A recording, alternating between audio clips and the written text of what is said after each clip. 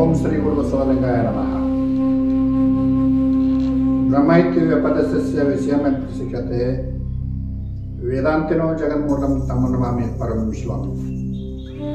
ತ್ರೈಲೋಕ್ಯ ಸಂಪದಾಲಯಕ್ಕೆ ಸಮೂಲೇಖನ ಬಿತ್ತಹೆ ಸಚ್ಚಿದಾನಂದ ರೂಪಾಯ ಶಿವಾಯ ಬ್ರಹ್ಮನೇ ನಮಃ. ಪ್ರಥಮದಲ್ಲಿ ನನ್ನ ಆರಾಧ್ಯ ಗುರುಗಳನ್ನು ಹೃದಯ ಮೊದಲು ಸ್ಮರಿಸಿಕೊಳ್ಳುತ್ತಾ ಆರಾಧ್ಯ ಗುರು ಮಡಿವಾಳೇಶ್ವರನ ಸ್ಮರಿಸಿ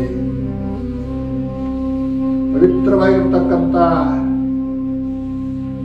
84 ಲಕ್ಷ ಜೀವರಾಶಿಗಳಲ್ಲಿ ಮನುಷ್ಯ ಜನ್ಮ ಬಹಳ ಶ್ರೇಷ್ಠ ಅಂತಕ್ಕಂಥ ಪದವಿಯನ್ನು ಪಡೆದುಕೊಂಡು ಬಂದಿದ್ದಾನೆ. ಮಾನವ ಜೀವಿಗೆ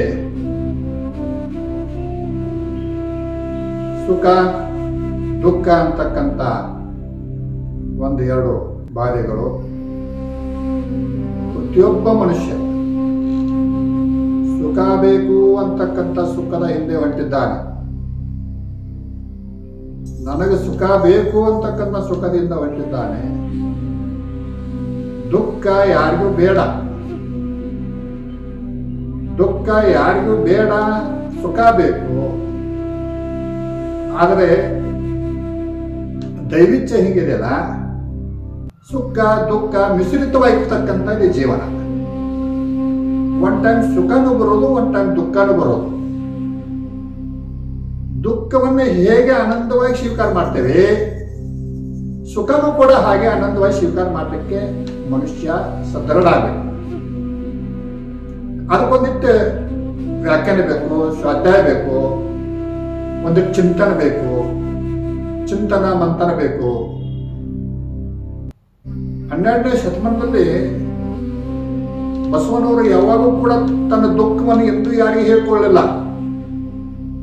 ದುಃಖವನ್ನು ತನ್ನ ಅಂತರಂಗದಲ್ಲಿ ಹೊಟ್ಟೆಯಲ್ಲಿಟ್ಟುಕೊಂಡು ಅವು ಬಿತ್ತತಕ್ಕಂಥ ಆವತ್ತಿನ ವಚನದ ಬೀಜಗಳು, ಅವು ಬಿತ್ತಿರ್ತಕ್ಕಂಥ ಆವತ್ತಿನ ವಚನ ಬೀಜ ಅವು ಯಾರಿಗೆ ನಾಟಿ ಸಫಲ ಆಗಿದಾವೋ ಅವರು ದುಃಖ ಆಗಿಲ್ಲ. ಯಾರಿಗೆ ಆ ವಚನ ನಾಟಿಲ್ಲ ಅವರು ದುಃಖ ಆಗಿದ್ದಾರೆ. ಕೇಳ್ರಿ ಅವ್ರ ವಚನ, ಒಂದು ವಚನ ಬಹಳ ವಚನ ಆಯ್ಕೆ ಮಾಡ್ಕೊಂಡು ಕಸಿಂದ, ಬಹಳ ವಚನ ಚಿಂತನೆ ಮಾಡ್ಕೊಂಡು ಕಸಿಂದ, ಬಹಳ ಹತ್ರದಲ್ಲಿ ಏನಾಗೋಗಳ ಒಂದೇ ಒಂದು ವಚನ, ಕಳಬೇಡ ಕೊಲಬೇಡ, ಖುಷಿಯ ನುಡಿಯಲು ಬೇಡ, ಇದಿರು ಅಳಿಯಲು ಬೇಡ, ತನ್ನ ಬಂಧಿಸಬೇಡ, ಇದೇ ಅಂತರಂಗ ಸುದ್ದಿ, ಇದೇ ಬಹಿರಂಗ ಸುದ್ದಿ, ಕೂಡಲ ಸಂಗಮ ದೇವನ ಒಲಿಸುವ ಪರಿ. ಒಂದು ವಚನ. ಪಂಚಸೂತ್ರ, 5 ಸೂತ್ರಗಳಿಂದ ಕೂಡಿರ್ತಕ್ಕಂಥದ್ದು ವಚನ.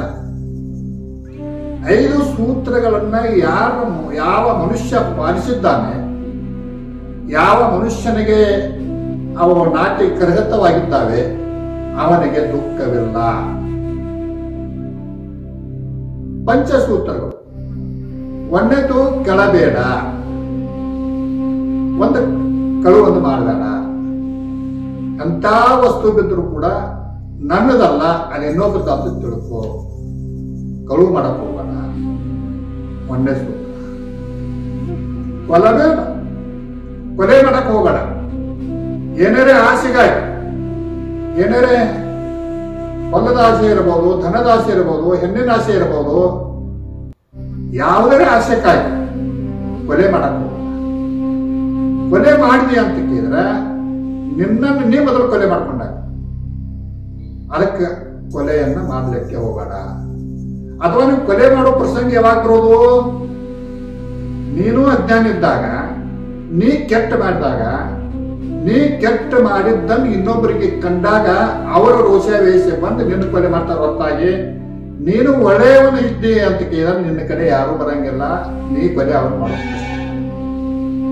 ಅದಕ್ಕೆ ಹೇಳ್ಯಾರ ಅವ್ರ ಮುಂದಿನ ನುಡಿಯಲ್ಲಿ, ಇದಿರು ಅಳಿಯೋದಿಲ್ಲ. ಇನ್ನೊಬ್ಬರು ಇದನ್ನಿತ್ತು ವಾದ ಮಾಡಕ್ ಹೋಗೋಣ. ಇನ್ನೊಬ್ಬರು ಇದನ್ನಿತ್ತು ಯಾರೇ ಒಂದು ಕೆಟ್ಟ ಮಾತಾಡಿದ್ರು ಕೂಡ, ಕೆಟ್ಟ ಒಂದು ಶಬ್ದ ಅಂದ್ರೂ ಕೂಡ, ಇದು ಕೆಟ್ಟ ಅಂದದ್ದು ನನಗಲ್ಲ, ಇದು ನನಗಲ್ಲ, ನಾನು ಬೇರೆ, ನನ್ನ ಶರೀರ ಬೇರೆ, ನಾನು ಅಂತಕ್ಕಂಥ ಆತ್ಮ, ನಾನು ಅಂತಕ್ಕಂಥ ಆತ್ಮ, ಶರೀರ ಅಂತಕ್ಕಂಥ ಇದು ನಾಶ. ಆತ್ಮ ಸತ್ಯ, ಬ್ರಹ್ಮ ಸತ್ಯ, ಜಗನ್ಮಿಥ್ಯ ಅನ್ನೋ ಹಾಗೆ ಆತ್ಮ ಯಾವಾಗಲೂ ಕೂಡ ಸತ್ಯ ಇದ್ದಾನೆ, ಶರೀರ ಯಾವಾಗಲೂ ಕೂಡ ಮಿಥ್ಯೆ ಇದೆ. ಇದು ಇರಬಹುದು, ಇವತ್ತಿರ್ಲಿಕ್ಕಿಲ್ಲ, ನಾಳೆ ಇರುವುದಿಲ್ಲ. ಇದು ಯಾವ ತರ ಅಂತ ಕೇಳಿದ್ರೆ, ಮುಂಜಾನೆ ಅರಳಿದ ಹೂವ ಸಾಯಂಕಾಲ ಇರುತ್ತೆ, ಮುಂಜಾನೆ ಬಾಡ್ತೈತಿ, ಸಾಯಂಕಾಲ ಮುದುಡಿ ಹೋಗ್ತೈತಿ. ಆದ್ರೆ ಒಂದು ಮಾತ ಬಂಧುಗಳೇ, ಅರಳಿದ ಹೂವ ಇನ್ನೊಬ್ಬರಿಗೆ ನೆರವಾಗಿ ಅದು ಬಾಡಿ ಕೆಳಗೆ ಬೀಳುತ್ತದೆ ಅನ್ನೋದು ನಮ್ಗೆ ಲಕ್ಷ್ಯ. ಆ ಪ್ರಕಾರ ನಮ್ಮ ಶರೀರ ಅರಳೈತಿ ಎನ್ನುವಂತಹ ಸಂದರ್ಭದಲ್ಲಿ ತಾಯಿಯ ಹೊಟ್ಟೆಯಲ್ಲಿ ನಾವು ಮೂಡಿ ಬಂದೇವಿ, ಹೂವಾಗಿ ಹೊತ್ತಿರಿಸಿ ಕೂಸಾಗಿ ನಾವು ಜೀವನ ಅಂತ್ಯವರೆಗೂ ಕೂಡ ಏನಾದರೂ ಕೂಡ ನಮ್ಮಲ್ಲಿ ಸಮಾಜಕ್ಕೆ ಒಳ್ಳೆ ಸೇವೆ ಆಗ, ಒಳ್ಳೆ ಸೇವೆ ಮಾಡೋ ಕಾಲಕ ನಮ್ಮ ಮನುಷ್ಯ ಒಳ್ಳೆಯವರನ್ನುತ್ತಾರೆ. ಆ ಒಳ್ಳೆದನ್ನು ಎನಿಸಿಕೊಳ್ಳಬೇಕಾದ್ರೆ ಇವತ್ತು ಪಂಚಸೂತ್ರಗಳು ಅಂತ ಅಧ್ಯಯನ ಮಾಡಬೇಕು, ಅದನ್ನು ತಿಳ್ಕೋಬೇಕು. ಇದಿರೊಳಗಿರೋ ಬೇಡ, ನೀನು ಯಾವಾಗಲೂ ಕೂಡ ಇನ್ನೊಬ್ಬರ ಮುಂದ ಇದರ ವಾದ ಮಾಡಕ್ ಹೋಗಬೇಡ, ತನ್ನ ಬಣ್ಣಿಸಬೇಡ, ನಂದ ಅಂತ ಹೇಳ್ಕೊಳಕ್ ಹೋಗಬೇಡ, ನಾನ ಮಾಡ್ತೇನೆ ಅಂತಕ್ಕಂತ ಮಾತು ಬೇಡ, ಇದು ನನ್ನಿಂದ ಅಂತ ಮಾತು ಬೇಡ. ಬಂಧುಗಳೇ, ಜೀವನದಲ್ಲಿ ಅನೇಕ ಪಶು ಪ್ರಾಣಿ ನಮ್ಮ ಹಿಂದೆ ಬದುಕಿದಾವ್, ನಮ್ಮ ಮುಂದೆ ಬದುಕಿದಾವ್. ಅದರ ಹಾಲು ಕೊಡುವಂತ ಸ್ವಚ್ಛವಾಗಿರ್ತಕ್ಕಂಥ ಆಕಳ ಹಾಲು ಕೊಟ್ಟಿದ್ಲ, ನಾ ಹಾಲು ಕೊಟ್ಟನೆ ಅಂತ ಅದ್ರ ಕಡೆ ಇರಾಗಿಲ್ಲ. ಅದು ಪರೋಪಕಾರಾರ್ಥಂ ಇದಂ ಶರೀರಂ ಅಂತ ಇದಾರೆ. ಆಕಳ ಹಾಲು ಕೊಟ್ಟೈತಿ, ಬಟ್ ಅದು ನಾ ಕೊಟ್ನಿ ಅಂತಕ್ಕಂಥ ಬಾನಿಲ್ಲ. ಗಿಡ ಹುಟ್ಟೈತಿ, ದೊಡ್ಡದಾಗೈತಿ, ನರಳ ಕೊಟ್ಟೈತಿ, ಹಣ್ಣು ಕೊಟ್ಟೈತಿ, ನಾನು ಹಣ್ಣು ಕೊಟ್ಟೆ, ನಾನು ನೆರವಾದೆ, ನಾನು ಮನುಷ್ಯರಿಗೆ ನೆರವಾದೆ ಅಂತ ಅವ್ರ ಬಾಲ್ಯ ಅವರೇ ಹತ್ತಿರಲಿಲ್ಲ. ನದಿಯ ಹರಿತೈತಿ, ಯಾವಾಗಲೂ ಕೂಡ ಇನ್ನೊಬ್ಬರ ಸಲುವಾಗಿ ನಾ ಹರಿತೆ, ನನ್ನನ್ನ ಎಲ್ಲರೂ ಬದುಕಿದರು ಅಂತಕ್ಕಂಥ ಆ ನದಿಯಲ್ಲಿ ಯಾವಾಗೂ ಇಲ್ಲ. ನದಿ ಹೇಗೆ ಇನ್ನೊಬ್ಬರಿಗೆ ಹರಿಯುತ್ತದೆಯೋ, ಗಿಡ ಹೇಗೆ ಇನ್ನೊಬ್ಬರಿಗಾಗಿ ಬದುಕುತ್ತದೆಯೋ, ಅಥವಾ ದಿವಸ ಆಕಳ ಇನ್ನೊಬ್ಬರಿಗಾಗಿ ಹೇಗೆ ಹಾಲು ಕೊಡುತ್ತದೆಯೋ, ಮನುಷ್ಯನಾಗಿರ್ತಕ್ಕಂಥವನು ಒಂದು ಸ್ವಲ್ಪ ತಿಳ್ಕೊಳ್ಳೋದು ಆದ್ಯ ಕರ್ತವ್ಯವಿದೆ. ನನ್ನ ಜೀವನ ಎದರಿಗೋಸ್ಕರವಾಗಿ ಅಂತ ಕೇಳಿದ್ರೆ, ನನಗಾಗಿ ಅಲ್ಲ, ಸಮಾಜಗೋಸ್ಕರವಾಗಿ. ನೀ ಹುಟ್ಟಿ ಬಂದು ಸಮಾಜಕ್ಕೆ ನೀ ಏನು ಮಾಡಿ ಅಂತಕ್ಕಂಥ ಒಂದು ಸ್ವಲ್ಪ ನಿನ್ನ ಮನಸ್ಸಿನಲ್ಲಿ ಒಂದು ಸ್ವಲ್ಪ ಇರಲಿ. ಅನೇಕ ಯುಗ ಪುರುಷರು, ಒಂದು ಉದಾಹರಣೆ ಹೇಳ್ತೇನೆ ನಿಮಗ.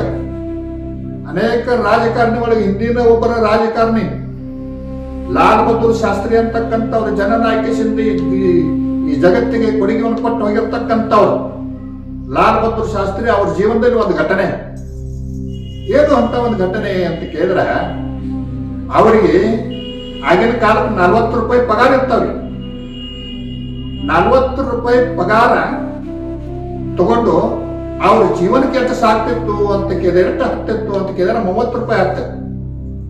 40 ರೂಪಾಯಿ ಬಂದದ್ದು ಅವನು ಹೆಂಡತಿಕಾಯಿ 40 ರೂಪಾಯಿ ಕೊಟ್ಟ. 40 ರೂಪಾಯಿ ಕೊಟ್ಟಾಗ ಅವನು ಹೆಂಡತಿ ಏನ್ ಮಾಡ್ತಿರು ಅಂತ ಕೇಳಿದ್ರೆ, ನನಗೆ ಹತ್ತುವಂತ 30 ರೂಪಾಯಿ 10 ರೂಪಾಯಿ ಬಚ್ಚಿಡ್ಬೇಕು ಅಂತ ತೆಗೆದಿರ್ತಾರೆ. ಹೀಗೆ ಇಟ್ಕೋತ ಬರುವಂತ ಸಂದರ್ಭದಲ್ಲಿ ಕೆಲವೊಂದಿಷ್ಟು ರೊಕ್ಕ ಅದು. ಯಾರೋ ಒಬ್ಬ ಬಡ ಪಿಪಾಯಿ ಮನೆಗೆ ಬಂದ, ಅಜ್ಜಾರಿ ನನ್ನ ಮಗನ ಮದುವೆ ಒಂದಿಟ್ಟು ಹಣ ಇಲ್ಲ, ಸ್ವಲ್ಪ ಸಹಾಯ ಮಾಡಿ ಅಂತ ಕೇರಳ ಬಂದ. ಅವ್ರ ಎತ್ತಾರು, ಯಪ್ಪ ನನಗೆ ಎಷ್ಟು ಬೇಕಷ್ಟೇ ನಾ ಗೌರ್ಮೆಂಟ್ ಕಡೆ ಪಗಾರ ತಗೋತೇನೆ, 40 ರೂಪಾಯಿ ಬರ್ತೈತಿ, ನನ್ನ ಜೀವನಕ್ಕೆ ಸಾಕ್ತೈತಿ, ನನ್ನ ಮುಗಿಯುತ್ತೆ, ನನ್ನ ಜೀವನದಲ್ಲಿ ಇನ್ನೊಂದು ಗಳಿಕಿಲ್ಲ, ನಾ ಮಾಡುದಿಲ್ಲ. ಈ ಮಾತು ಅವನು ಹೆಂತ ಕೇಳ್ತಾನ. ಅವ್ನು ಹೆಂತ ಕೇಳಿದಾಗ ಹೇಳ್ತಾನ, ರೀ ನನ್ನ ಕಡೆ ಒಂದು ಥೋಡೆ ರೊಕ್ಕ ಇದಾವ್ರಿ, ಒಂದು ಇಟ್ಟ ಕೊಡೋರಿ ಅವ್ರಿಗೆ. ಅವಾಗ ಅವ್ನ ಹೆಂಡತಿ ಆ ರೊಕ್ಕ ತಂದು ಕೊಡ್ತಾಳು, ಉಳಿದಿದ್ದು ರೊಕ್ಕ. ಅವಾಗ ಶಾಸ್ತ್ರಿ ಅವ್ರು ಪ್ರಶ್ನೆ ಮಾಡ್ತಾರ, ಅವನ ಹೆಂಡತಿಗೆ ಏನ ಇವೆಲ್ಲ ರೊಕ್ಕ ಎಲ್ಲಿಂದ ತಂದೆ ಅಂತ. ಇಲ್ರಿ, ನೀವೇನ್ 40 ರೂಪಾಯಿ ತಂದು ಕೊಡ್ತಿಲ್ಲ ತಿಂಗಳ, ನನಗೆ 30 ರೂಪಾಯಿ ಹತ್ತಿದ್ದು, 30 ರೂಪಾಯಿದಂತ 10 ರೂಪಾಯಿ ಉಳಿತಿದ್ದು ಅವಾಗ ಸಂಗ್ರಹ ಮಾಡಿಟ್ಟೇನೆ. ಅವ ಇವತ್ತು ದಿವಸ ಬಡ ಪಿಪಾಯಿಗೆ ಲಗ್ನಕ್ಕೆ ನಾವು ಕೊಡೋಣ ಅಂತ ಹೇಳಿದಾಗ, ಅವತ್ತನ ಗೌರ್ಮೆಂಟ್ಗೆ ಒಂದು ಲೆಟರ್ ಬರ್ದಾರ. ಏನ ಅಂತಂದ್ರ, ನನಗೆ ಹತ್ತುವಂತ ದುಡ್ಡ ನನ್ನ ಜೀವನಕ್ಕೆ 30 ರೂಪಾಯಿ, ಇನ್ನು ಮುಂದೆ ಕೊಡುವ ಪಗಾರದಲ್ಲಿ 10 ರೂಪಾಯಿ ಕಡ್ತಾಗಿ 30 ರೂಪಾಯಿ ನನಗೆ ಬರಬೇಕು. ಅವತ್ತಿನ ರಾಜಕಾರಣಿಗಳದ ಇವತ್ತು ಇದ, ಅವತ್ತು ಹಂಗ ಬದುಕ್ಯಾರದ, ಇವತ್ತು ಬದುಕಿದ. ಇವತ್ತು ಹೆಂಗ ಬದುಕಿದಾರಪ್ಪ ಅಂತ ಕೇಳಿದ್ರೆ ಅದನ್ನೆಲ್ಲ ಒಡೆದು ಹೋಗ್ಬೇಕಾಗಿಲ್ಲ ಬಂಧುಗಳೇ. ನೀವೆಲ್ಲ ತಿಳ್ಕೊಂಡಾಗಿದೆ, ಎಲ್ಲ ಸಮಾಜ ತಿಳ್ಕೊಂಡೈತೆ. ಎಷ್ಟಾದ್ರೂ ಸಾಕಿಲ್ಲ, ಕೋಟಿ ಆದ್ರೂ ಸಾಕಿಲ್ಲ, ಅಬ್ಜ ಆದ್ರೂ ಸಾಕಿಲ್ಲ. ಯಾವ ತಲೆ ಮುರಿದಾದ್ರೂ ಕೂಡ ತಗೊಂಡ್ಬರೋದು, ಯಾವ ಹೊಡೆದಾದ್ರೂ ತಗೊಂಡ್ಬರೋದು, ಯಾವನೇ ಕೊಂದಾದ್ರೂ ತಗೊಂಡ್ಬರೋದು. ರೊಕ್ಕ ಆದ್ರೆ ಆಯ್ತು, ಬಾಕಿ ಮತ್ತೊಂದು ಏನ್ ಬೇಕಾಗಿಲ್ಲ. ಅಧಿಕಾರಗಳು ಹಿಡ್ಕೊಂಡು ರೊಕ್ಕ ಗಳಿಸುವಂತ ಇವತ್ತಿನ ರಾಜಕಾರಣ ಅಂತೀವಿ. ಅವತ್ತು ಅಧಿಕಾರವನ್ನು ಇಟ್ಟುಕೊಂಡ ಈ ಶರೀರವನ್ನ ಹೇಗೆ ಸಮಾಜಕ್ಕೆ ಬಳಕೆ ಮಾಡುವಂತಕ್ಕಂಥ ಲಾಭದವ್ರ ಶಾಸ್ತ್ರ ನಾವು ನೋಡ್ತೇವೆ.